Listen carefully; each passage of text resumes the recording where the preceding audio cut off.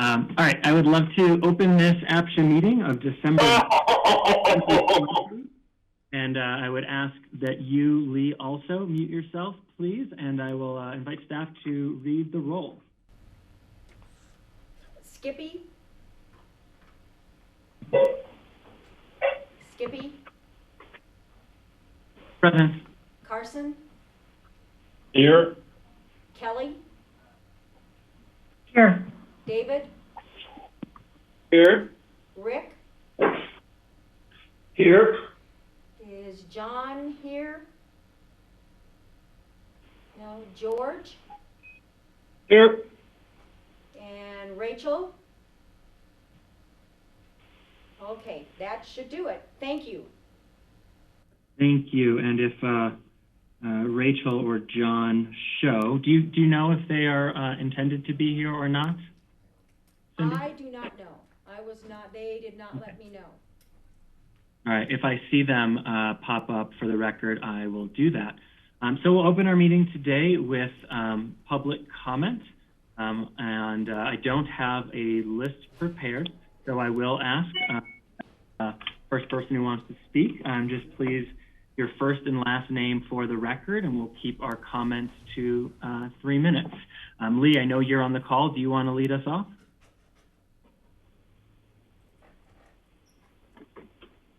No, sir. I would let anyone else go ahead, please, sir. Okay. I see a couple call-in numbers, but I don't know if that's Kelly or not. If there's anybody else who wants to give public comment, please speak up now. All right, hearing none, Lee, do you want to give comment, or are you just listening today? Yes, sir. Please, sir. I would like to give comment, Mr. Chair.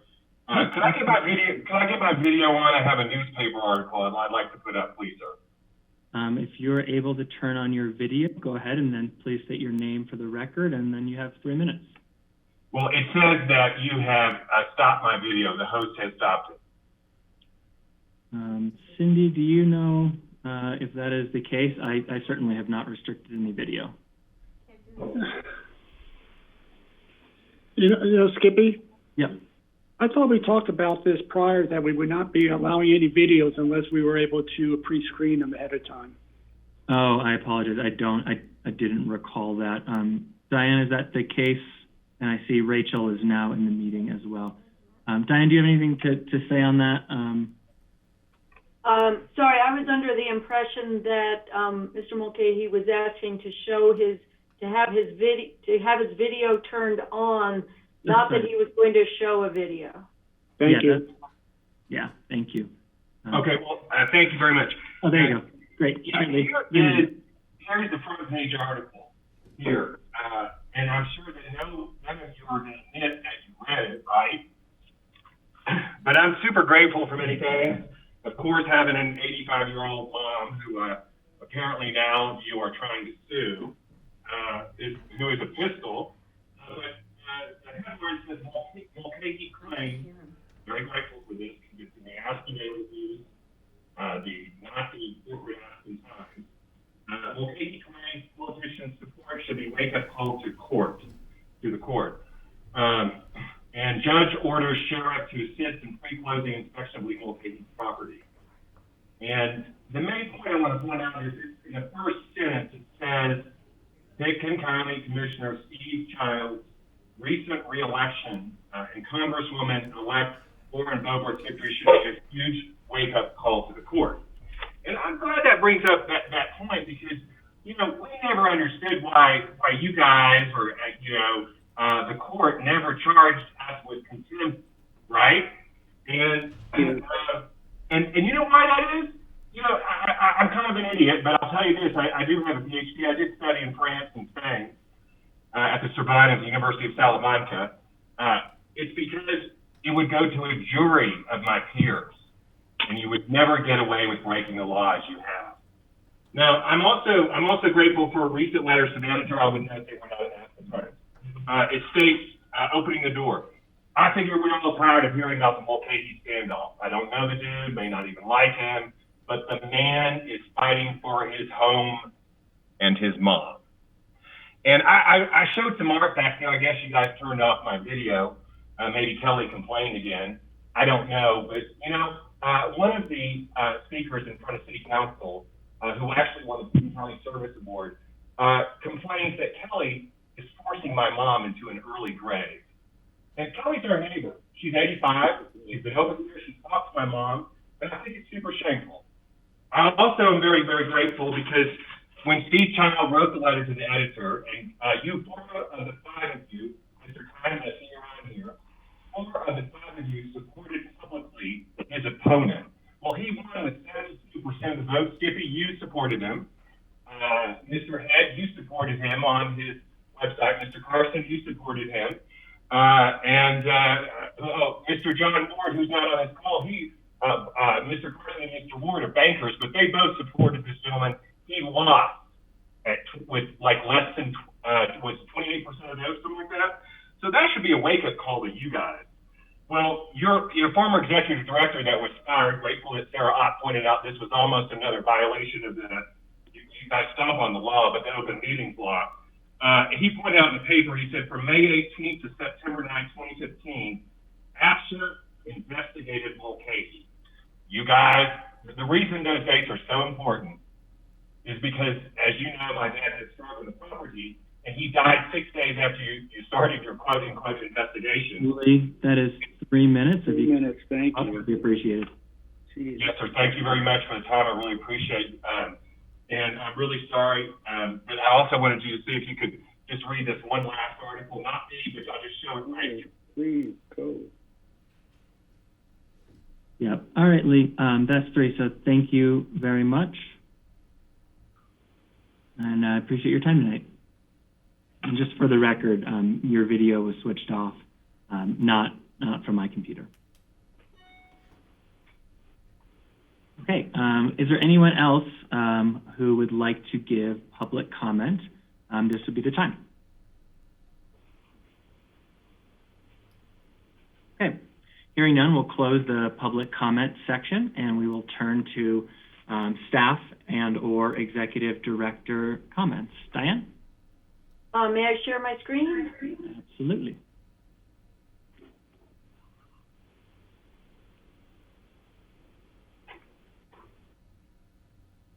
And if you would give me the thumbs up if you can see this. Great, thank you. Let's see. Just a quick heads up on the executive director recruitment. We are chugging right along. We interviewed 3 finalists who were all great. Any of them would have been terrific. We went with GovHR. Like with many things, the experience and the qualifications of the team was ultimately what it came down to. Actually, all the recruiters were highly qualified. This team in particular, one has a lot of direct hiring experience as well as recruitment hiring experience as a former city manager in a resort community, as well as the second person is the former city manager of Breckenridge, is someone who I've known for quite a while, as well as Ron LeBlanc, who's also was part of our selection committee, knows him as well. So people who, and that individual in particular knows a lot of folks in Colorado specifically. We've already started work on our end, and we'll begin formally advertising the role in January. If it's acceptable to the board, and we can make these manageable, but right now for Wheeler, what we're doing is the recruiter comes every month to the board meeting and provides the board with an update. And I know they've really appreciated that kind of direct contact with the recruiter, and that it can be pretty short, but I think that's a good way to go and keep you all connected to the process. As well as I'll be working with you on exactly, when you will, you'll definitely have the opportunity to see candidates, and we expect this to be 100% virtual. You will be involved in kind of seeing and giving input on candidates. So more to come on that as we finalize it. We do think the earliest we'll have someone on board is April, could be May, but both of those are doable and good. The second item for, sorry, any questions on the recruiter? Sorry about that. No, it's okay. I was going to ask that as well. I can only see two of you, so just if you have a question, just use your little digital hand and I'll call on you. Okay. And you can always reach out to me with questions as well. The second question, and this is a formal question for the board, and I'm sorry it's a little bit that I haven't given you a whole lot of notice on this, but I would like feedback from the board and, if possible, concurrence from the board on the idea of moving the APCHA staff currently located at our 210 East Hyman office to the place where the other half of our staff, our property management team, part of our qualifications team, our maintenance team, as well as Nicole, who's one of our admins, they're all headquartered out at Truscott. And that's, you could see in the arrow, this is the old Red Roof Inn by the golf course. And the space we would occupy is the south, basically the building that the yellow arrow is pointing at, the south roof, or the lighter color of the roof. We would occupy that particular space is where we would take over. I don't have final details for you, but I can tell you that Sarah Ott has confirmed with me it's a city-owned property. We're still working out exactly what the rent would be, but Sarah has confirmed and has said it's okay for me to confirm with the board that the rent would either be neutral to what we're paying now, or it would be a savings. And I will know more about that. There are some capital costs associated with moving. We're working with the asset team. There's just some, we need new carpeting, and there'd be some cube work that would go in, as well as some noise canceling. And I think we need to add a door somewhere. So that would all occur. Sorry, I just lost my train of thought. So that would, the city would capitalize those funds and would basically build them into our rent. I'll just share with you before, if you want to take questions, Mr. Chair, that the plan is that then APCHA would not be responsible for any costs associated with City Hall. Oh, understood. I have a question. Sorry, and I will just add, in addition to it, right, part of the move is to minimize costs over time. But one of the big advantages to being all in the same place is that post-COVID, we would all be in the same building. And there are plenty of days where it's like we're missing each other, or it's just, in my experience, anytime you've got staff in two different locations, you just miss some team synergy that's really, really important. And I really do look forward to meeting better and getting to know the team out at Truscott a little more. Thank you. Rachel has a question. Thank you. Gotta get the unmute going. Can you hear me? Yes. Great. Okay. Two things, or three. I've kind of resisted in the past. This spot has been looked at before. It's the old restaurant for the Red Roof. It definitely needs new carpet. It's a little grungy out there. But over time, the number of APCHA units that are managed throughout the county as opposed to just in the city, that balance has really changed a lot between Lazy Glen, Aspen Village, North 40, Annie Mitchell, and at some point in time, the lumber yard. So, and I'm sure I kind of missed a few there, but so I think there's a lot of give and take about where it's really located. So I am okay to this, especially if it's a long-term savings to the APCHA budget, which brings me to cost. I realize the discussions with Sarah have only been preliminarily, but right now APCHA is paying for some pretty prime business office space, one block off the Hyman Avenue Mall. And I really can't see a retrofitted restaurant that we can't use for anything else having anywhere near comparable rent. So, I mean, we might have to negotiate a little with the city as a board on that, or as an agency. And so it really will come down to me is what is the cost savings?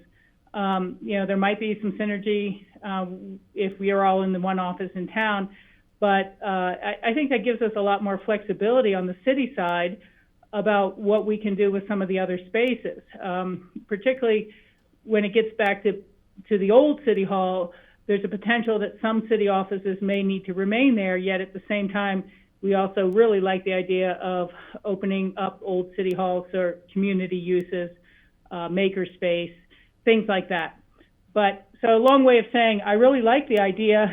I think we would have to work on making sure we have parking spaces out there, because right now they're either allocated to the residents or to the golf course, and you're really going to need some significant parking at various times of the year. But otherwise, it sounds, let's try to hone in on the capital cost to get the place usable and what the real cost savings would be, so we can make a final determination. Thank you. Thanks, Rachel. And can I just add, just because Rachel brought them up, a couple things. One is, thanks, Rachel. Rachel reminds me that she and I had a conversation about service to in-city residents. We will provide forms, et cetera, that are accessible to people in the new City Hall, as well as we'll be looking at, do we put a terminal in City Hall for people to be able to use it? I am shocked how much paper we still get, even though we'll be moving to home track. Or is it better to use the Pitkin County Library, which will be pretty close in that new location?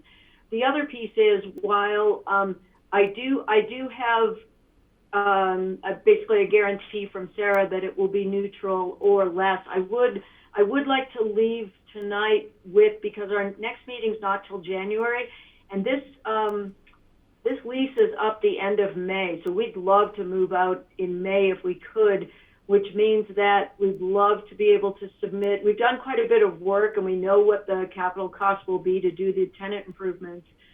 We'd love to be able to submit for permits in December if possible, but that would need the board to say okay tonight. And believe me, I know this is really short notice. Got it. Rick? Did you call on me? Yes, sir. I agree with Rachel. At first blush, it makes sense to consolidate the offices in one building. However, is this a permanent move, or are we still intending to move into the new City Hall building? I'm a bit confused on that. Good question. It actually would be a permanent move for APCHA.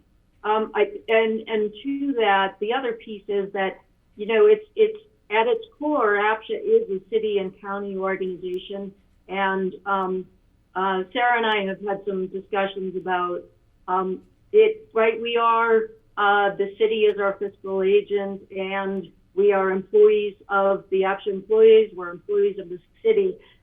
Moving a little bit out of, and particularly not being in City Hall, is also a little more representative of that as well.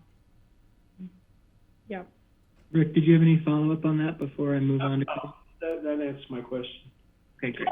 This will actually, in the long run, be cheaper than moving into the City Hall building, I think. Yeah. And Rick, you're still supportive given that clarification? Yes. Okay, great. Carson?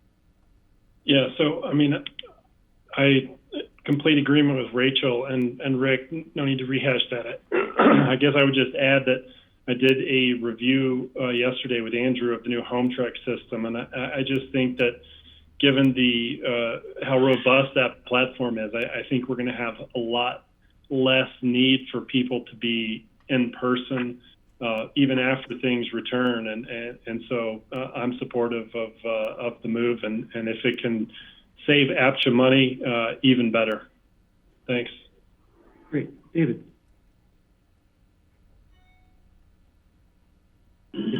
Hello. Yeah, it sounds great, and in all respects, as already said.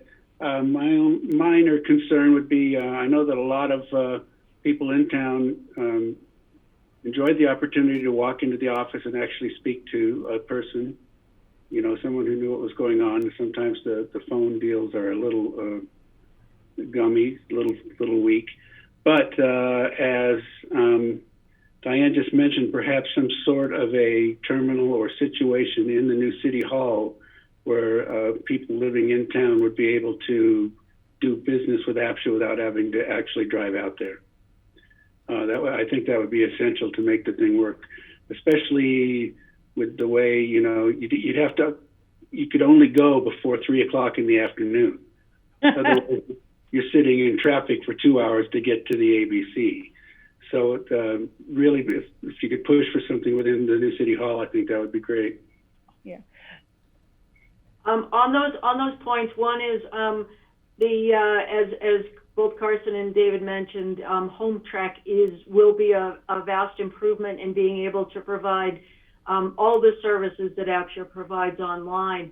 The other, it's also a unintended, the small silver linings of COVID that we've been able to provide all of our services virtually. And right now, Cindy Christensen is the only one in the office, and on Fridays, Maddie goes in for a little bit to pick up checks and do some work on that front. So we will be able to move a lot of our work online. Maddie is going to still be accepting. There are people who are not going to be comfortable with computers, so we will still accept paper. And also, we did put $10,000 in the tenant improvement budget to add some temporary parking spaces on the south side, I guess the southwest corner of that building, that could be temporary parking for people who were just kind of coming in and dropping something off at APCHA. Mm-hmm. Thank you. Rachel? Yeah, thank you so much. I would note that is well served by RAFTA location, and that people who get on the bus won't have to sit in the traffic because, and you know, there's just very, very frequent service out there. So I do acknowledge the problems with not being immediately in town, but and again, I think we really need to see some significant reality on the rent, because that space has been generating $0 for about 10 years. And, you know, utilities and maintenance are probably obviously necessary, and, you know, common area maintenance, but it is an unused space. It's been a white elephant, and I just can't see it at all being comparable to, what are we paying, $6,000 a month now in town? You know, it's absurd. So let's just make sure we get a fair deal out of the end of the day. Thank you. Very much so, and thank you, Rachel. We are paying pretty close to $90,000 a year all in, and that includes HOA fees, and we're paying for the pool even though we can't use it. So it'll be good to get out of really a market space. And Sarah and Pete and Scott, Sarah Ott, Pete Strecker, and Scott Miller have all been great working with us on this, as well as Evan Pletcher from Asset. Because the maintenance group is taking up a lot of the space right now, and 53% of the maintenance's staff time, or 56% of their time, is spent on Truscott specifically, we're looking at maybe some of that being a wash. So we will, but Sarah has definitely confirmed that it will be at worst case neutral and probably a net benefit to APCHA. Thanks, Diane. Kelly or George, no need to rehash, but do you have any opposing view? This will be the time, otherwise we'll assume you're supportive. Perfect. And Diane, I am supportive of this as well. Before we move on, Sarah, I saw your hand go up and then down, so I just want to double check that you didn't have anything to add. My apologies, I meant to just keep it up. I do want the board to be aware that the comparison is certainly APCHA paying approximately $90,000 a year right now for its rent. Starting though in 2024, should APCHA be moving, the debt service contribution APCHA would be making to the renovations of the Armory and City Hall is $170,000 a year. So there is a substantial difference, and that $170,000 number we will absolutely be under with this move, and that's where it's a long-term benefit, we think, to APCHA to sort this out. But we'll play the numbers out. I assure you, we're going to make sure it's fair. Got it. Thank you, Sarah. All right, Dan, looks like you have a uniform agreement to move forward on your time schedule. Thank you all very much. Yep. Anything else for your director's comments? No. Okay. Well, then we'll close executive director portion. And Sorry, Skippy, I think Rachel had a question, sorry. You know, just because we're not meeting again and you mentioned applying for permits, the one thing we really are talking about and haven't really advanced yet is safer air handling systems for units in the future. You know, we're dealing with COVID now and no one's going in the office. We don't know what we'll be dealing with in a few more years with a different type of virus or something like that. So I would just put a note out to think about making sure this is an office that can survive future pandemics and things like that safely for our employees. It's something to think about. We've talked about it. There's not money in this particular budget to redo the air handling. There is money in the 2025 long-term capital budget to do improvements both to the electrical as well as the HVAC. So that's definitely, Rachel, you are correct. That's one to have on the radar. And Skippy, I will mention, if you haven't had a chance to have a demo, I will be sending out an email probably tomorrow to the BOCC and City Council, and I'll include the APCHA board members on that, offering them additional times for a demo. And you can always contact Andrew and just tell him a time that works for you, and we can figure it out. We'd love everyone to have the opportunity to see it. It's a short 15-minute kind of quick view, and we will be going into live testing right around the 16th. And right now our plan is it's definitely a launch in January. We're working on the exact date, and I'll keep you posted by email as we get closer. We've got a number of go, no-go meetings over the next 2 weeks. great. Yeah, I'm signed up. I'm looking forward to it. So, okay, awesome. Thank you for that, Rachel. And so now we'll move to our consent calendar. We have a few things on here today. Minutes of November 18, resolution number 8, approving the 2021 budgets for APCHA administration and Smuggler Mountain Apartments and the APCHA Development Fund. Reso 9, which is the approving the 2021 budget for ACI Affordable 1 LLP and Truscott Phase 2 and the LLLP Affordable Housing Fund, the approval of our 2021 work plan, and the long-term agenda. All of these, if anyone wants to pull any of these for discussion or further questions, please raise your hand to do so. Otherwise, I would take a motion to adopt the consent calendar. I move to approve the consent calendar. Second. And a second from Carson. Great. Staff, would you please read the roll? Carson, Yes. Rick, Yes. David,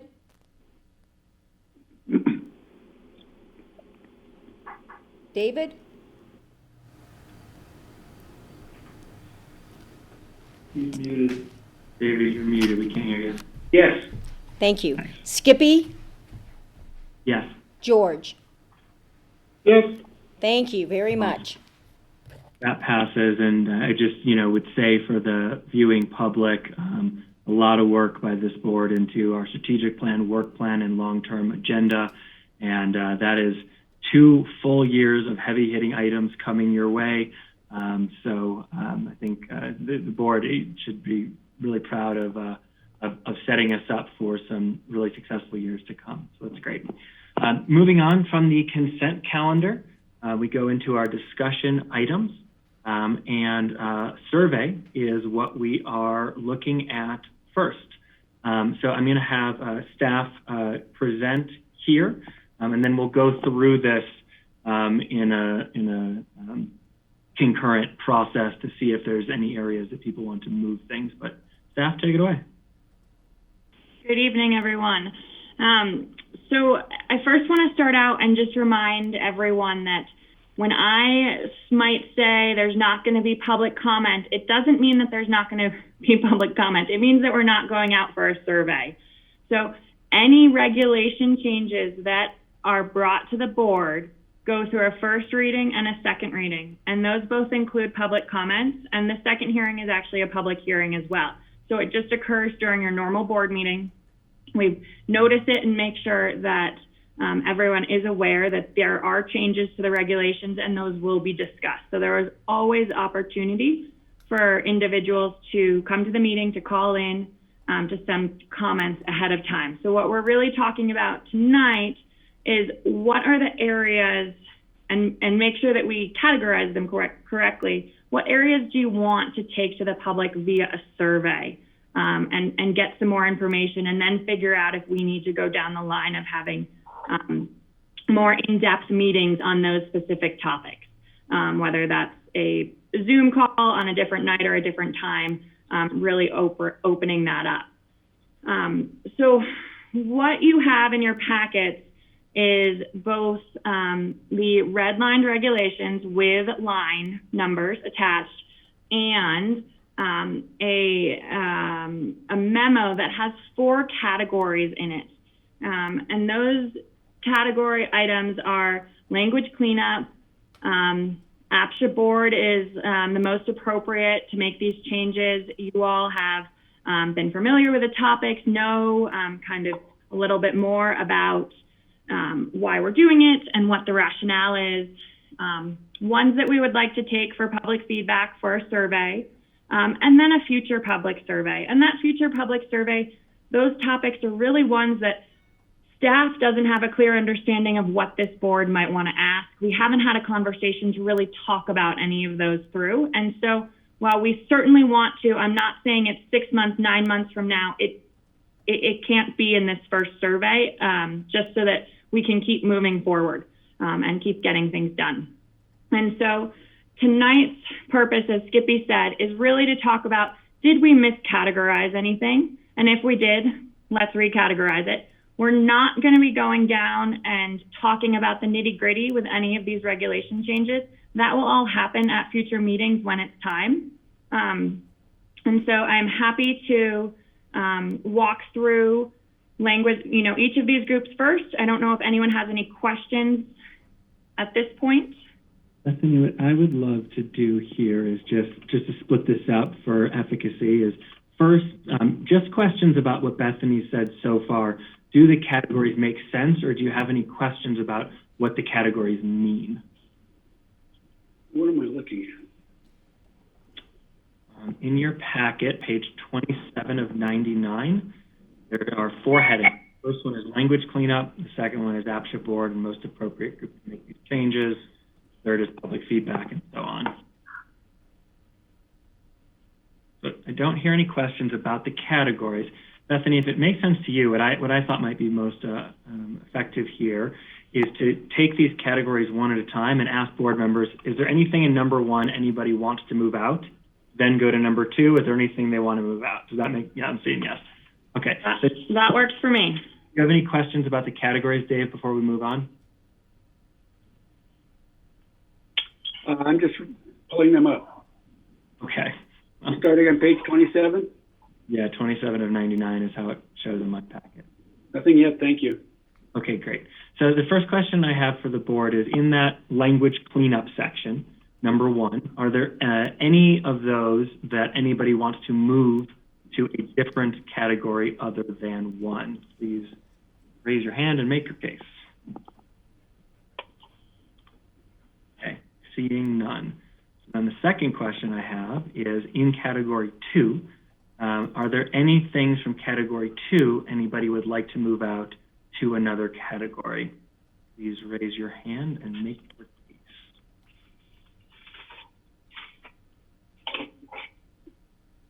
Right. I am not seeing any. I had one myself, Bethany, so I'll raise this for the board. I'm hearing that no one else is interested in changing, but I want to just explain why, and then the board can decide whether or not they think that's an idea. But the prohibition on capital improvements within the first 5 years in a brand new unit and capital improvements must be requested in advance to be approved. That's number 18, line 1839 to 1892. I was interested in moving that into group 3 for some public feedback. My reasoning on that is just over the years and talking to people about everything from capital reserves to upkeep to unit diversification. I've heard some very conflicting views that often have merit on their own about capital improvements. Some saying it's bad because it just raises the prices. Others saying, well, actually, we want to create movement in price and have more diversity. And so this was just an area that I was kind of curious to know what the public thought. And I see Rachel's hand is up. Thank you for bringing that one up, Skippy. I think it's really pretty important. I have just had 2 new neighbors move in at Hunter Creek here in 3-bedroom units, and they've all done some pretty significant capital improvements. Now, I don't know if they went through APCHA first for permission, but after the old person has moved out, that's the time to be able to rip up the flooring and put in new flooring or fix whatever problems exist. And, to kind of tell somebody you've got to live with whatever the other person left behind for 5 years, maybe I'm not understanding that language right as it's shorthanded or as you've explained it. I do agree that, APCHA has to have a process, because otherwise people spend an awful lot of money on things that are not actual improvements to the home. Livability, size, quality, energy efficiency, or anything. They're just aesthetic changes, and then people want to add them to their capital, and I think that's inappropriate. But in general, and I see Bethany wanting to raise her hand to comment, so we'll do that in a second. But I also kind of wanted to make another comment on that. I saw it further down in the guidelines, the suggested change about your maximum sale price, but minus health safety issues, which again, I agree with, but I want to deal with how do we get there? I live in a condo. I was just thinking about this today on the bottom floor, and I will tell you, I'm getting close to a quart of water off my windowsills every day in the winter. They're very old windows. They're single pane, but I can't replace those. It's a single 3-story element that involves 3 other units. I can't change that until the Hunter Creek changes it overall. And I fight black mold. I live on the bottom floor. I spray down with Tilex. I make sure it doesn't grow in my house. But I can't fix the problem behind the drywall that's part of the common elements of the building. And so all I'm saying is that a guideline like that is going to need some real specificity or some guardrails about what is fixable within an individual unit versus what is required of a larger management group of a building with 18 units. And so I don't have any answers here, but I'm not sure, it may not tie into keeping a special review committee for some purposes, for some limited purposes. But that's going to be a really tough decision-making or finding the true responsibility of various issues. That's all I'd like to say. So those are my 2. Thank you so much. Thanks. And I think what I'm just guessing that Bethany was going to say is, one, that those specifics are really helpful to orient the conversation around what we're talking about. But she's going to say, all we need to know is, do we move it from 2 to 3 and not have the discussion about what we do? I see her saying You're close. Okay.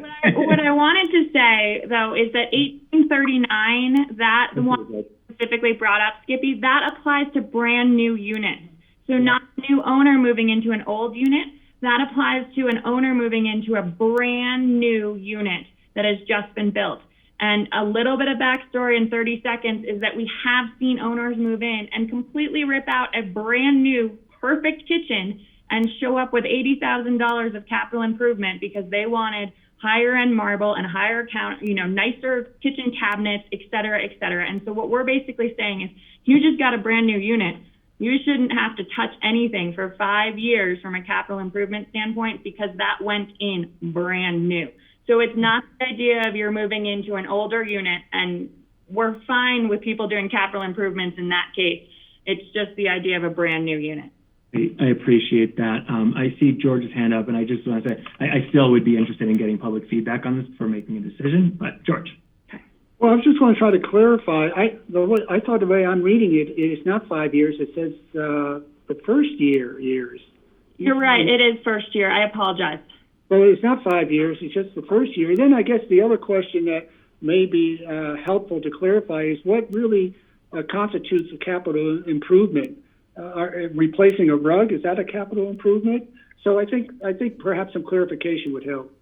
Sure. Capital improvements in a very general manner are not replacing like for like. So if you were to tear out carpet and put in carpet, that doesn't count. If you were to tear out carpet and put in wood floor or even a laminate, that would count. For a kitchen cabinet situation, for example, if you're just replacing the exact same amount of storage, that doesn't count. But if you're expanding and providing more cabinet storage, that would count towards a capital improvement. A new boiler would count, new windows, those sorts of things would all end up counting. But painting, for example, that does not count towards capital improvement. And let me add to the conversation that if you're looking to move one item from group 2 to group 3, so it will add one more question to the survey, that is not a big deal at all. What we're trying to do, our goal here is to really figure out if we can have a manageable size survey to send out to the public. We'll review with you in January before we send it out. But really the splitting these things up is really the focus. So I think the question on the table is the board comfortable with Skippy's proposal to move that into group 3? So we would ask for public input on that item. George? Yeah, again, just with Bethany's really brief response, I think it would be hard to ask that question without really understanding, again, what capital improvements are. So all of a sudden, that question, it's difficult to get the correct information back if the responder doesn't really understand. So I think you're making it a little more complicated. And since it's only the first year new unit, I would leave it as it is. Okay. So I guess I'll just ask the board for a hand raise if you're okay. Oh, sorry, Rick, do you have a? No, I was agreeing with George. This could complicate things. If we put Sure. Okay, so let's keep those two hands up. If you're not okay with moving this to the question to the public, just raise your hand, and we'll just go with majority.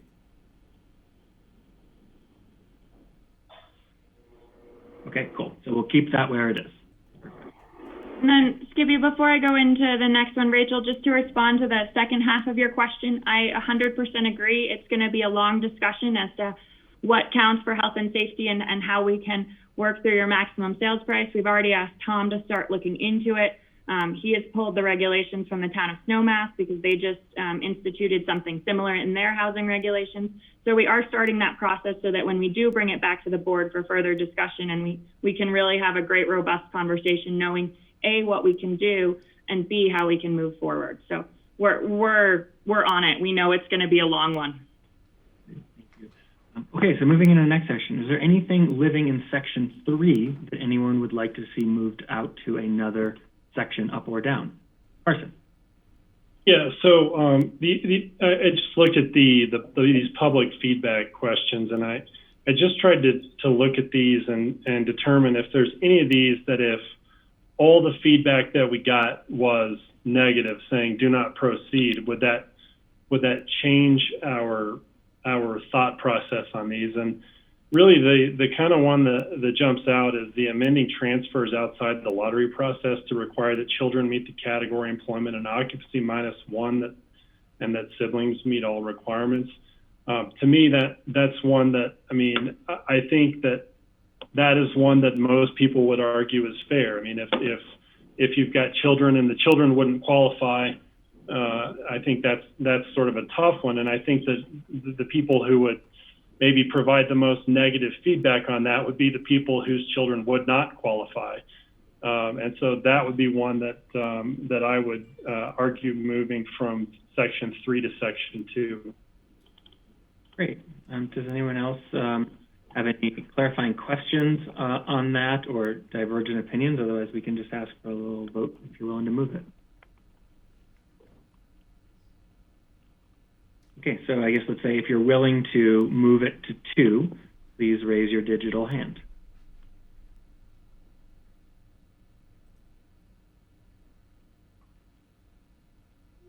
I am just seeing 2 there, Carson. Oh, there's George too. I'm seeing, there we go. Okay, so yeah, I guess that one can move. All right. To confirm, I'm moving it to category or our group 2. Yes. Are there any others from 3 that people would like to see moved?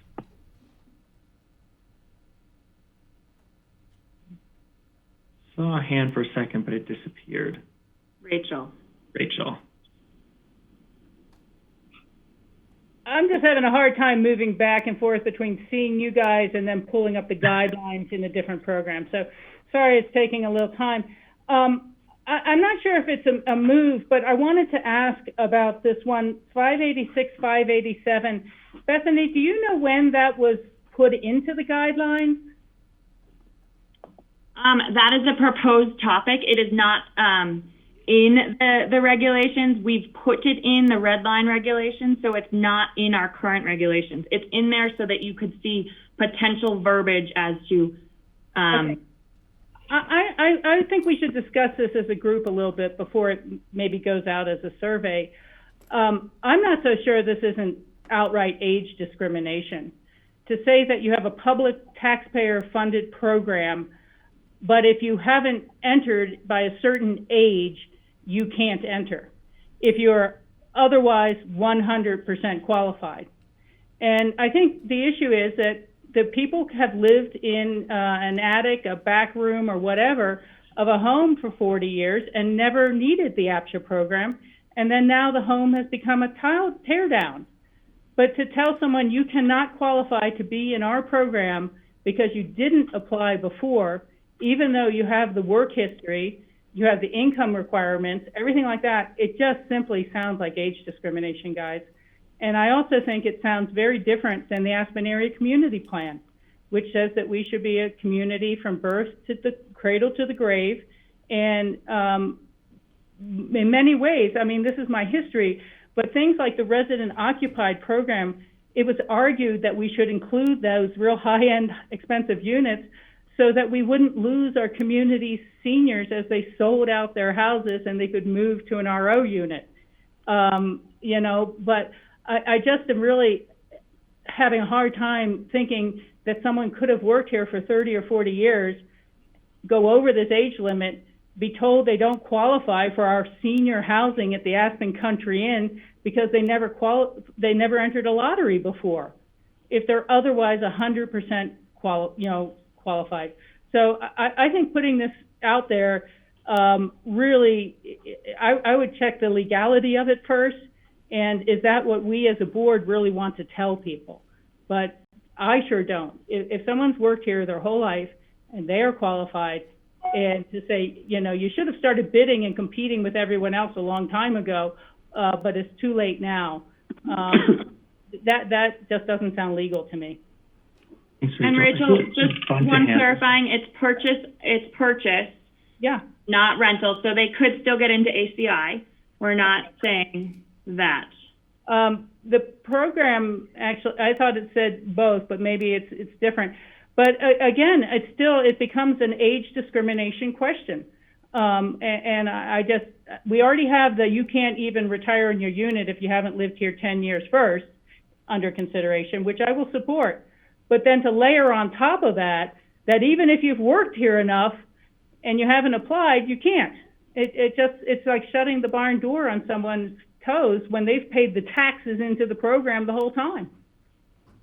So that's me. Thank you. Thank you. Bethany, I see a bunch of hands up, and so do you have any other clarifications on what this is so that we can Sure. And there's one suggestion I would make. If there's a ton of conversation and we want to keep talking about it, we can always slide it to a later survey and a later discussion topic. But the idea behind this is a little bit twofold. We certainly get phone calls from folks out of state that say, hey, I want to move to APCHA and I want to Aspen and I want to work for a couple years and then live in your housing. And so it's the idea that, you know, it's not necessarily the longtime locals that have been, you know, not trying to get in. It's accomplishing kind of the bigger goal And Cindy can maybe speak to that too if I didn't cover it correctly. I think the second piece is there are certainly folks that have lived in the free market, owned free market their entire life in Pitkin County, and then retire and decide they might like, something a little bit cheaper. And so they're trying to get in at that point. And so it's twofold from that perspective.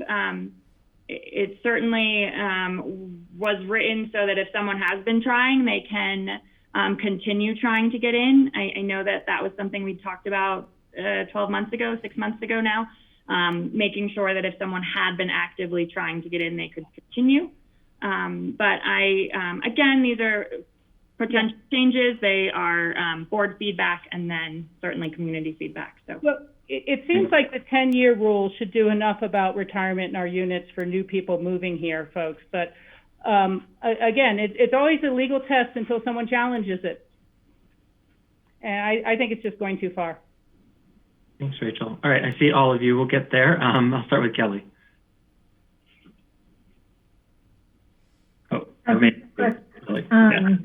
Just a quick question. What happens now? Does that person just get rejected?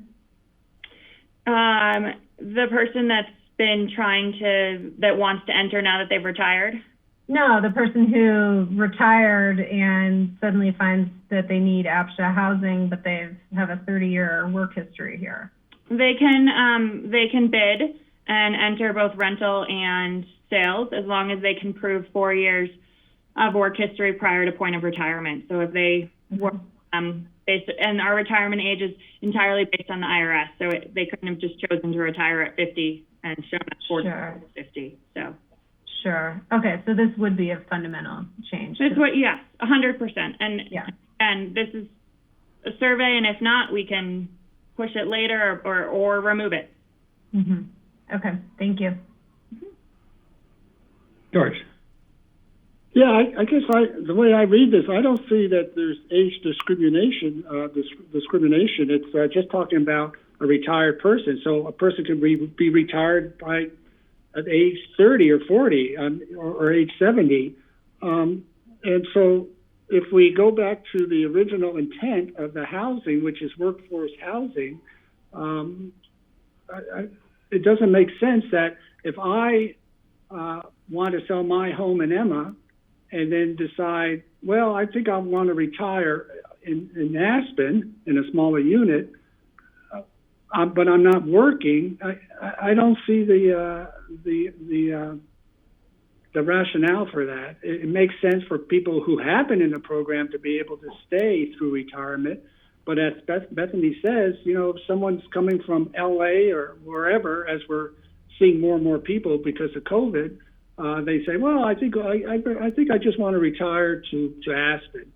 And so I want to get into this program, but they're not part of or never have been part of the workforce. So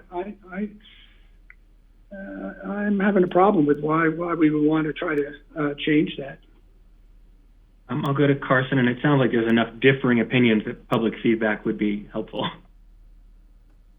Yeah, so I just want to clarify and make sure I understand this. So we're really talking about two things. We're talking about 10 years of employment pre-retirement to maintain housing. And then separate from that, we're talking about allowing someone who is retired to purchase housing. So, I mean, on the one hand, I don't necessarily know that it's the greatest idea to allow new units to be going to someone who's not working in the community. On the other hand, to Rachel's point, if somebody's been here for a long time, we can't, that's just not sort of the spirit of the program. And so I guess what I'm just trying to understand is if we pass the 10-year employment pre-requirement, that would still apply, so that if somebody was retired, they would have had to have worked in Pitkin County at least 10 years prior to their retirement, correct? Prior to the IRS retirement age. So it would have to be 67 or whatever their age is based upon their birth year. Okay. And that's a possibility too. And what I'm sort of hearing, and I don't want to take control, Skippy, so I apologize, is the idea that maybe we just ask about 10 years of employment, and then we save that next piece for a later time down the road, and we can come back to it. Is one option too.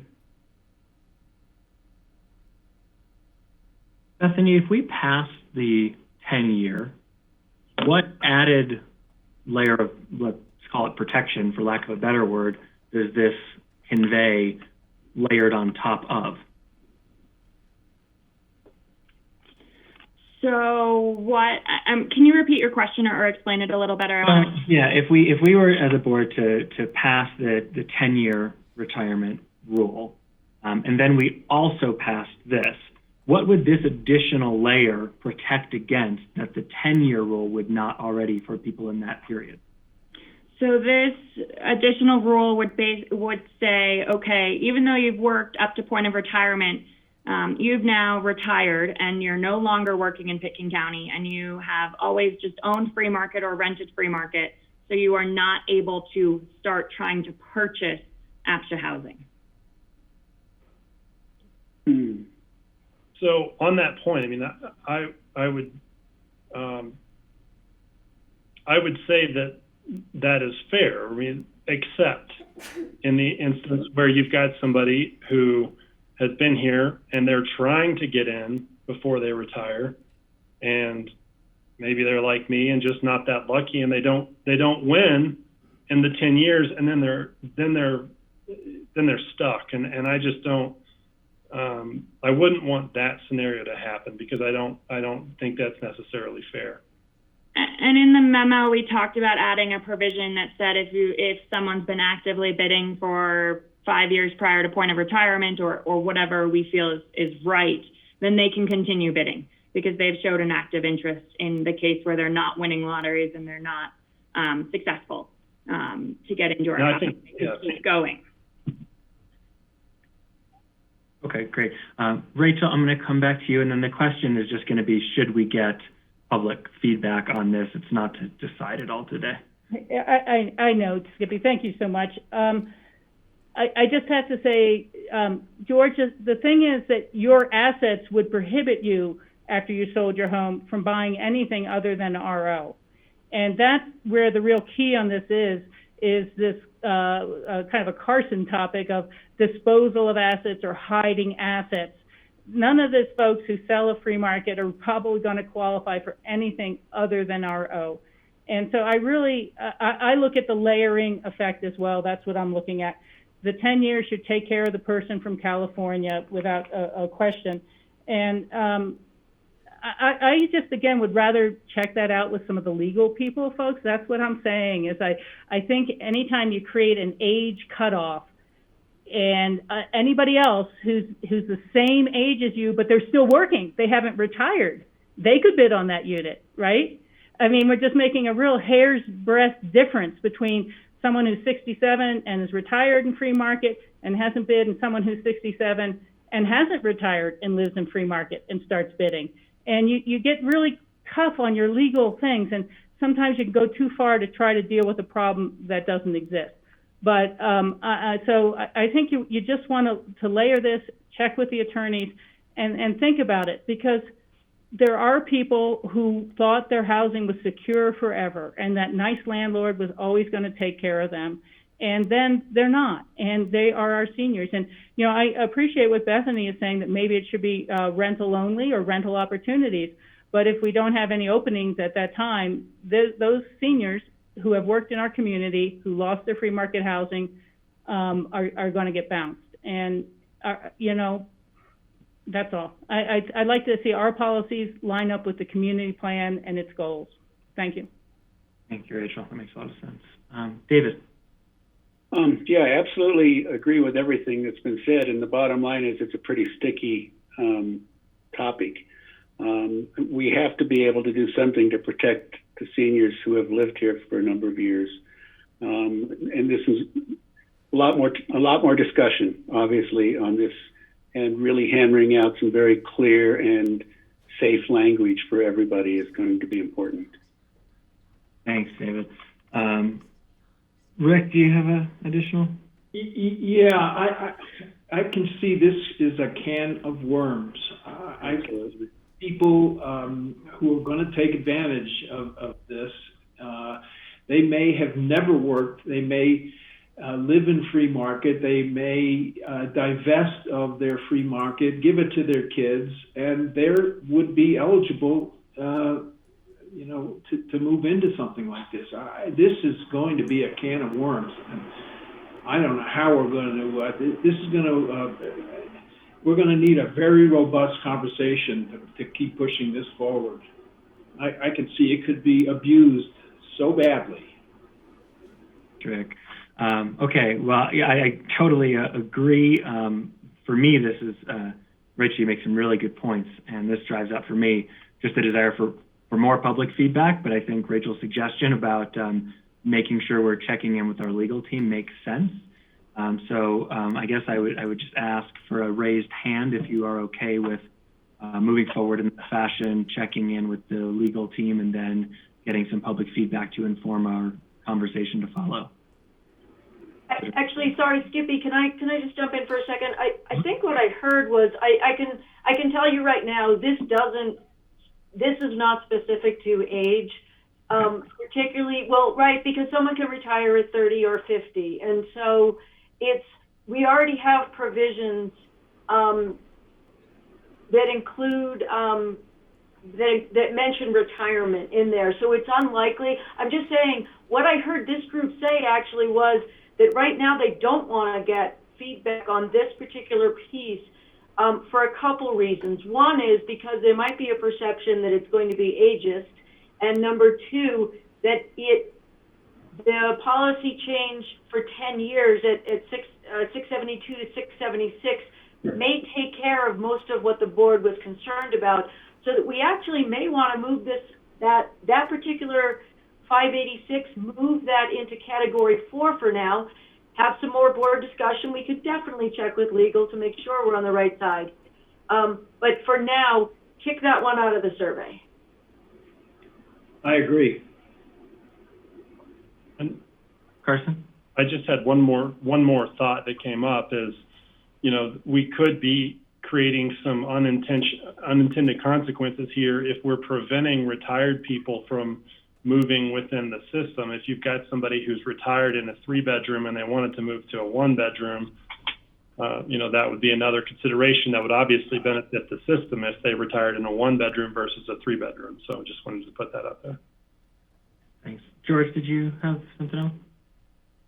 No, I was just going to agree with what Diane was saying. What I heard from this conversation was it needs more of a board discussion and just take it off the survey at this point. Okay, so let's do a hand raise for moving this to section 4 then. Yes, okay, so we have majority direction there, Diane. Perfect. So then back to that same question. Is there anything else not yet mentioned that anybody wants to move out of section 3? Not seeing any. I have a question on one of them. On line 672 to 676, the policy change to 10 years of employment. How are we thinking about asking that? Are we simply asking people yes or no, do they agree to the move from 4 to 10, or are we asking people to tell us, what they think the appropriate number would be? I think as the question, the draft question had been written, it had been the 4 to 10, that move. I can look at crafting a question where there is the addition of a third choice that would be somewhere in between, and that's certainly a possibility as well. Okay. The only reason I asked that, just to clarify for the rest of the board, is when I looked at this one, I kind of thought what Carson was saying, which is, if everyone disagreed, would it change my mind? And my initial thought was no, 10 years definitely seems appropriate. Then I thought, well, I guess it could change my mind if they resoundingly thought it should be more than 10. But if it's just a question of should we move it to 10, I personally don't feel like I need public feedback to make that decision. I can make that decision tomorrow. And so for me, I would move that to 2. Welcome any other thoughts.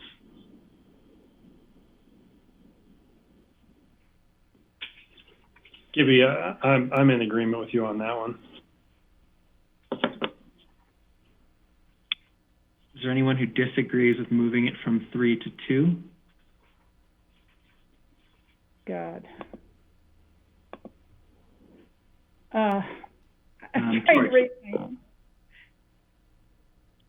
George? Oh, I'm okay with moving it. I just had another question, but, okay. Sorry, I just saw your hand up. Cool. Yeah, no, that's fine. I have another point. Okay, cool. Rachel? I'm sorry, I totally have lost my screen here. Thanks for calling Mommy Skippy. I'm sure you can see me. I can't see anyone else right now. And I was fooling with that so much. What was your question again? Oh, yeah, I can support doing this at the table and discussing it at the table. I think that's very legitimate, and we've had a lot of time with it. My question that rolls in on that was when we first started, Bethany talked about notice, that these would be guideline changes we would be discussing at 2 public meetings, one with public hearings, one with comments. But how are we noticing? Are we putting our agenda in the newspaper published like others? Do we have a Spanish language copy of our agenda going out? How full will the public notice be, and how will those agendas list the questions we're considering, and not just guideline regulations as a big, catch-all? So that would be my comment. I'd like to go ahead and proceed with things like this at the table. I'm okay with that. But I also want to make sure we are getting real public notice out there about these significant changes. And I don't think we publish our agendas in the paper like the county does or the city does. And I don't know how people would know what we're talking about. Rachel, thank you. We do not publish in the paper. They are on our website. When we do public notices, just like the city does, just like the county does. We do put them in the paper. We also, on stuff like this, we send out information to like our owners and stuff, and hopefully once we get Home Trek up, we'll be able to send out to renters as well as some of the issues that we're talking about. So right now you are correct that we don't put it in English and Spanish, but that is something that we're hoping to work on for 2021, is to have it in both. So we do the best that we can to get the word out there of the changes that we're trying to make. Yeah, I appreciate that, Cindy, but it's just more that if we're taking things from the community outreach and out of the survey and going to just do them at the table, we need to be more vigorous in how we let people know we're changing those. And I appreciate the methods that you've detailed that we will have at our disposal. And I'll just add to what, sorry, Skippy, I'll add to what Cindy said that Bethany and I have discussed for these. Because we're going to be bringing a chunk of them to you, that we would actually talk to the newspaper and see if we could get both newspapers and see if we could get something written about these and get it, in the paper versus just in the advertising or the noticing section. Yeah, Rachel, what I was going to say, because I think you're right. We want to make sure to have stakeholders at the table at the meeting, and so since the kind of format we have is like a history lesson catch up and then the discussion, I think at that history lesson piece we could as a board take some time to just brainstorm ideas of people or groups or stakeholders that should get a direct invite for the following meeting. Cool. Okay, well we will move that guy from 3 to 2. Any last minute requests to move anything else out of 3? George? No, just a question. It's interesting when you think about survey and trying to word them correctly. We're not only trying to gain feedback, but it's also an opportunity to provide information and educate the public as well. And so when I look at 800 to 811, expanding the OEZ, the owner employee zone. Yeah. So again, the wording would be really important to know so people understand what it currently is, and then are we going to ask, it needs to be outside the Roaring Fork Valley, outside the Colorado River Valley, outside the state? And I don't know the answer, but I think all these questions is going to be, wording is going to be very critical to be able to provide enough information, but not too much for the respondents to try to get some realistic feedback or educated feedback. George, I completely agree. And what we've done is I've certainly taken a draft, and I think Rachel had mentioned it in a prior meeting, the idea of we need to say, hey, this is where we are, this is where we might like to go, and this is why. And so really provide as much information as possible. On top of that, we're going to work with Karen Harrington in the city's quality office, and she does a lot of the surveys for the city. And so she's really going to work with us on language and how to best get that feedback, and knowing that we have some complicated topics. For example, with the ownership exclusion zone, that one comes with a definition of what we currently are, and then a couple options of should it be expanded to the state of Colorado, or should it be expanded to the entire country? Let's try to get some feedback from our community and figure out where they'd actually like that to sit. So, as Diane mentioned, I think in the beginning of this, we will bring questions to you at the next meeting so that you can review those questions before we actually send them out, to make sure that you all feel like we are capturing all of those topics well. Great. Okay, so not seeing any other amendments to 3. Are there anything in Section 4 that anybody wanted to move out of Section 4?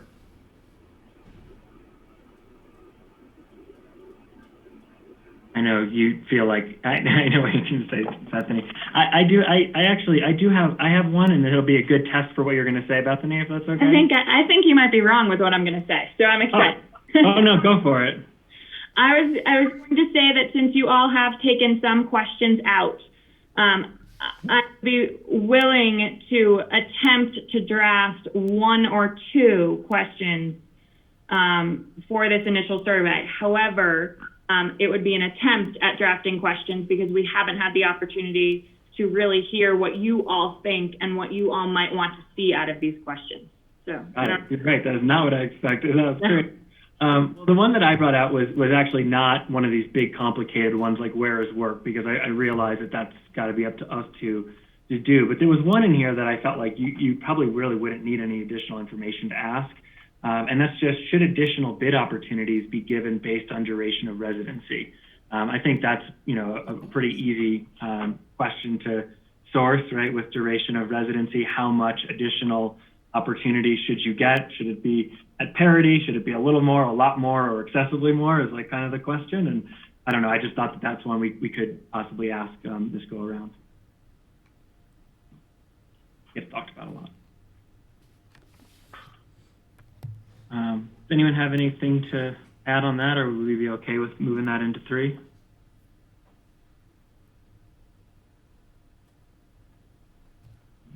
Seeing no signs, so I'm going to take that as a yes, Bethany. Cool.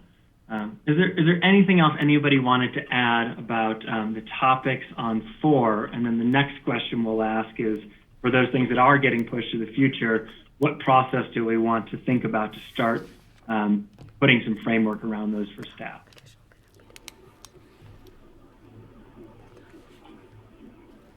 Okay, it looks like you're set with your categories, Bethany.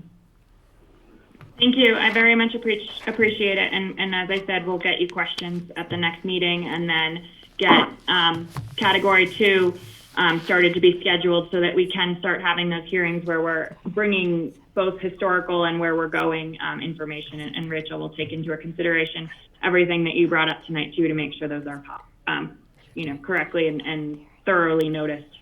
Beautiful. Thank you, Bethany. So Kelly? Yeah, I would just maybe note in not in the context of the survey questions, but maybe in some sort of introductory or response page or something, just to highlight some of the other bigger topics that we do plan to tackle in the coming years, because people might receive the survey and be like, oh my God, these guys are missing the big topic of capital reserves and, you know, what are they doing? Like, where are these things? So just an acknowledgement that they are on our plate, you know, how to find the work plan kind of thing. So to give a broader context of where the survey is coming from. Thanks. Yeah, awesome. That's a really good point. Okay, so the last question I have here on survey, guys, is just, you know, this section 4, the examples given, you know, right sizing, where is work. I know these are things that you guys have a lot of passion to get at, but they're these big, complicated topics, and we know we'll want to get some public feedback, and staff hasn't worked on these. So we would like to begin to create a framework for exactly what we're looking at, what type of questions we're going to ask the public, and then how do we frame our discussion. We do have some time. If memory serves, the first one of these that comes up in the long-term agenda is like 5 months from now, but 5 months goes very quickly. So I just wanted to open up the floor to get some thoughts around what the process might look like for us to start getting a framework around these for public outreach and the staff. And I would take just any ideas.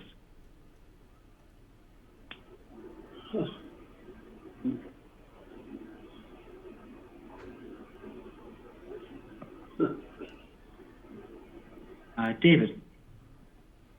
Perhaps go back to the small group to work through those issues and then present to everybody. Okay, so some smaller working groups. Kelly?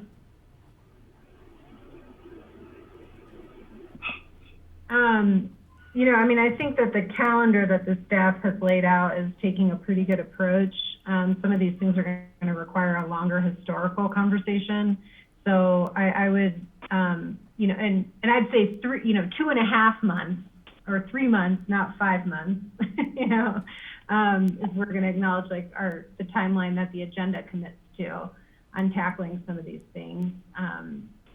So, you know, I would suggest that city, county, APCHA staff maybe think through what invited guests might be helpful for these conversations in advance, because they may need some more, you know, some scheduling advance time and preparation time as well.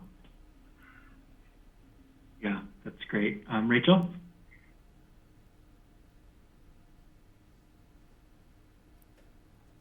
Rachel, you're on mute. First step is to unmute yourself. And then the second step is, I think it's about framing the problem or framing the issue. You know, the where is work is a challenging one. We've all seen the new example of working at home and with COVID. And, you know, is someone who used to work in Pitkin County in a physical location, but because of COVID has had to work from their home in Eagle County? You know, where is work? But how do you frame the questions or the issues? We're in obviously a changing work environment.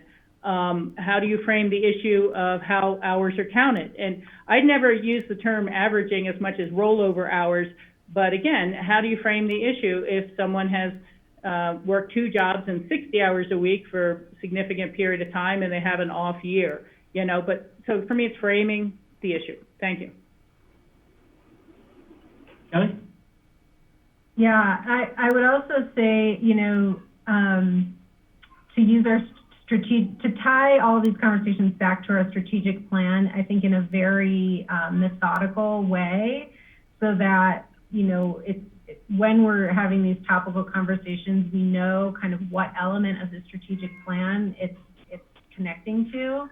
And I also think an identification of the values that will be at play for the individual topics. Because, you know, I even thought about this when we were trying to do our ranking, like there's competing values here. You know, some of these conversations could run into a conflict of how do we maximize, you know, or optimize use of the program with, you know, being fair and equitable, you know? So I think that if staff could give some pre-thought when introducing these to us, and as Rachel said, framing these, that part of that, you know, that framing of our values and where they may conflict or align would be helpful. Any other thoughts in here? I really like the coalescing of what everyone said.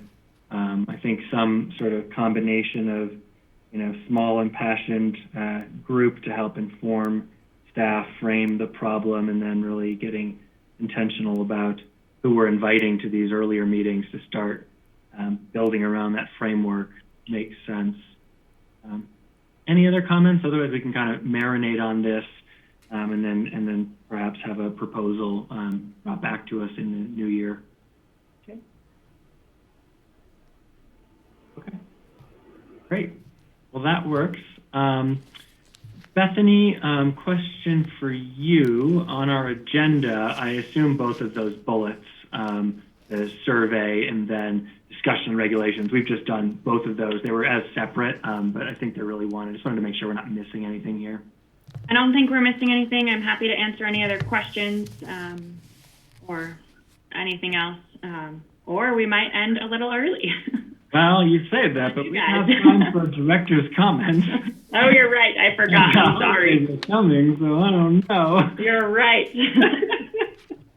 Well, we will close discussion items and move to director's comments and open it up to everyone wants to raise their hand. But I do just want to thank George for his service. This is, as far as I know, his last meeting. And George, thank you for your years of service on behalf of all of us. And if you would entertain us, I was curious. I think you've served for a long time, and I'm wondering, advice on the way out the door. What would be one thing that you would really hope that we would keep in mind that's really important to you once you're not at the table? Well, thanks, Skippy. Even though this has been such a difficult year with COVID, when we look back over the year, I'm really impressed by the work that this board has done.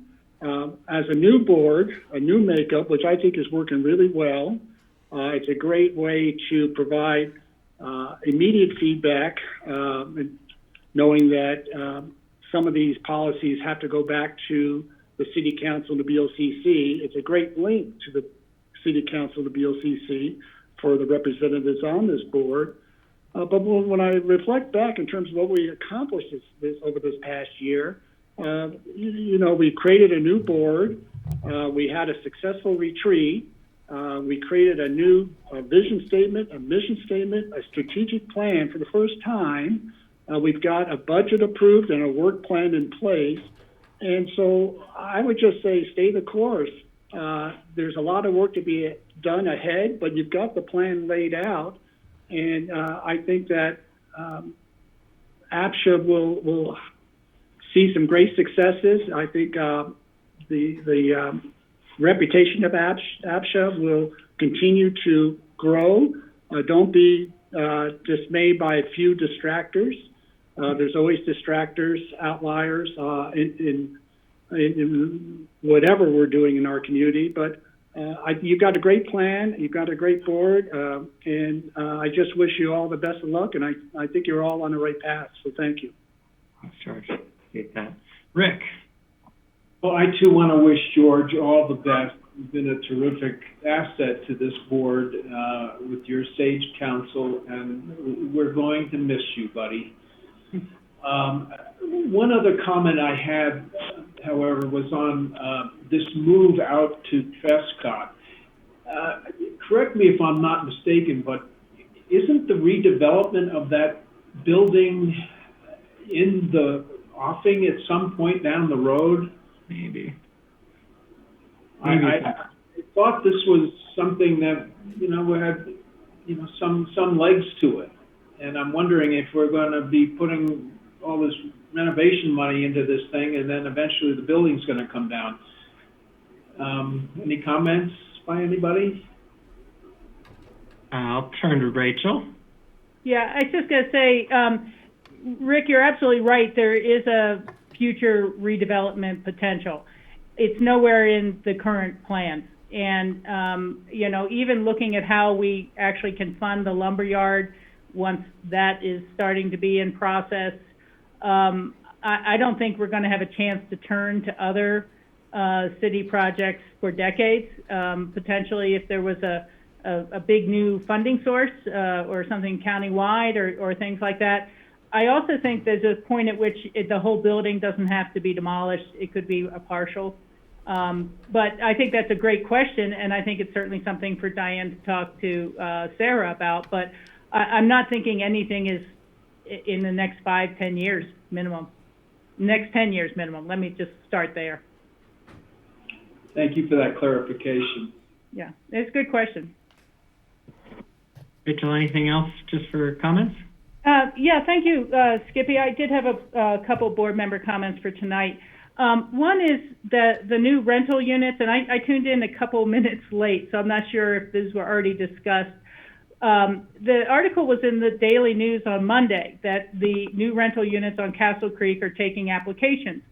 But the one article that Allison didn't say where to get the applications or who to apply through. And we've got to get the word out there. That's really frustrating to turn to people and say, here, I don't know if you apply at APCHA or not, or if this is a separate lottery or what. And, this is a once-in-a-lifetime opportunity for a lot of people. We need to get that information out and not just depend on a newspaper story to cover that for us. So that's one. When does the application period close? The application period closes next Monday, and we've sent out a news release on our website as well of how people do it. And believe me, the word is out there because we get a lot in every single day. So somehow the word did get out as to how they're supposed to be doing this. We get many, many calls from that. Yeah, and Cindy, really, if I bring these things, I'm not by any means trying to criticize you. I know how hard this office works and everything like that. But I mean, the reason I'm bringing this up is I was at my workplace yesterday, and I mentioned these new units, and one person goes, "Oh, well, they still have my application." And I said, "Well, I think this is a new pool. You have to get into this pool for these units." And she goes, "Oh no, I called just a few weeks ago, and they said I'm in them all." And so I don't think people realize how our wait list or our turnovers for rental properties happen. And people drop off, "Oh, I paid my fee." They think they're just automatically re-entered into next time every time rental units come up. And they aren't. And again, I just don't, I apologize. It's not that you guys aren't putting out the information. It's somehow not sinking in to the public. And again, maybe this is because these are Spanish language primarily speaking people and backbone of our workforce and frontline essential service workers, but we're not getting the information to them about how to get into these low income rental units. Okay? We're putting them up there. We think they're great, category 1 and 2s, and we're not reaching out to the Spanish language community at all with information about how to apply for those units. And so I just find that to be a really bad shortcoming, and it just confused the hell out of me. I couldn't explain it to this lady properly, and she speaks good English as well, but she was convinced that her application was already in from a few months ago. I qualify. I'm in. So we have to do a better job of explaining the rentals. And Cindy and Bethany and Skippy and Diane know I wrote an email last week to ask about our rental policies. And it was just a comment that came out of our meeting when Kelly brought up emergency service workers and how the need to get them in rental units. And Bethany then said, "Oh, we have a lot of Truscott units coming up." And I said, "Well, they're not listed on our website. Our website says no units available." And then it was explained to me this very long process of the qualification and how it takes time and that they're working through the pool. But what we told the public when we advertised is that we had 2 rental units and they could put their name in to rent one of those 2 units. And now we're using that same pool to fill more units than those first 2. And so we have effectively created a waiting list. And we did not tell the public, please sign up for future rental units, and we will use this pool for the next bunch of Truscott units that come up. It's just, we don't have a waiting list for good reason, but we have effectively created a waiting list during this time period. And whatever our policy is, it should be consistent, and whatever we say our policy is should be what we're doing. But we shouldn't be saying, we're filling these 2 units, get in 60 applications or whatever we had, and then use those 60 applications for the next 5 or 10 units that come up, and not open the pool up again. If we're creating a wait list, create a wait list. If we're not, we're not. But to know that there's new units coming up and we're not re-advertising and letting other people in for an opportunity, we have created a de facto wait list, and I just don't think it's not what we're saying we're doing. So I'll leave it at that. But I know we just approved a really great 2-year work plan, and we have a lot of issues. And I know from my email, Cindy said, hey, we were really interested in looking at rental policies and how do we rent. And I really look forward to this opportunity with Home Trek to look at, are we being the most fair? Are we being equitable? And are we being transparent with our rental policies? Are we maximizing them? Are we using them the best? And I think that opportunity will come up. But at least for right now, I'm not sure we are truly conveying the limited opportunities that there are for units to the full community on an equal basis. Thank you. David? Can you hear me? Yeah. All right. Also want to echo earlier comments, thanking George for all that you've done for the county, for the community, and certainly here on the board, George. I have learned an awful lot from you in the time that I've been on this board, just listening to you and watching how you work, and your thoughtfulness about all of these issues, and I really appreciate that. Thanks, David. Anybody else comment? Yeah. Person, I don't see it, but I hear Yeah, so couple of my video. Yeah, you here. So 2 things. One, echo everything that's already been said. George, appreciate all your expertise, and we're certainly going to miss you. I'm sure that we'll find something where we need some more expertise down the road, and we'll need to make a phone call. And then the second thing, I think Kelly's still on, but I just wanted to offer thanks and support to Kelly.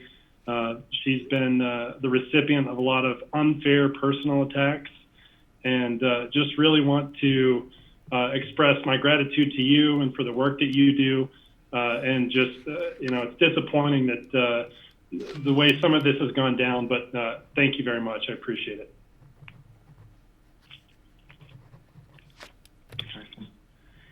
Anybody else? I'll just respond if that's okay. Oh, yeah. Yeah, thanks, Carson.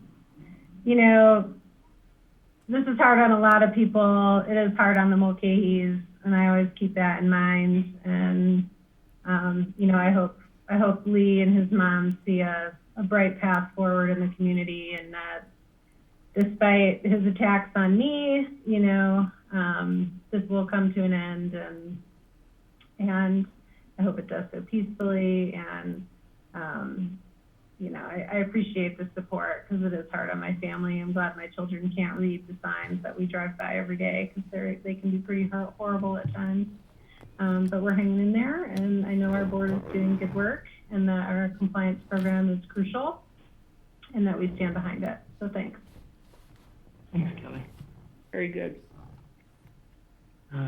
Not seeing any other hands up. I guess I would just, I just want to say thank you to all of you for your service, for your individual acts of kindness in the community, and for your input on this board.